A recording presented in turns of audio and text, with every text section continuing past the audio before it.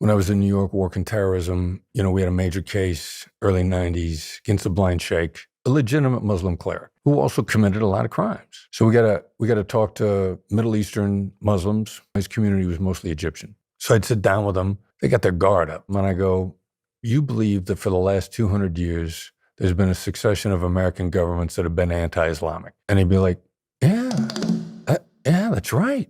And then they'd be open to collaborating. So that's me trying to capture their perspective. Now, similar example, somebody I'm coaching during the pandemic, landlords raising a rent.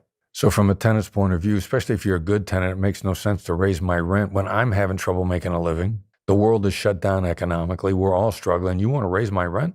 The tenant approaches a landlord and says, you want to raise the rent because your bills aren't going down.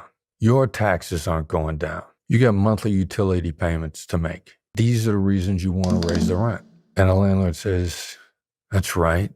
But if keeping you as a good tenant is what I got to do, by not raising the rent, I'm not going to raise the rent. So what happens when you fully articulate the other side's point of view? So much defensiveness is deactivated that at a bare minimum, they're going to move closer to your position. And then if you have a real negotiation, now you're getting down to what people really need. How much do they need to simply be heard and respected and understood before they make the deal?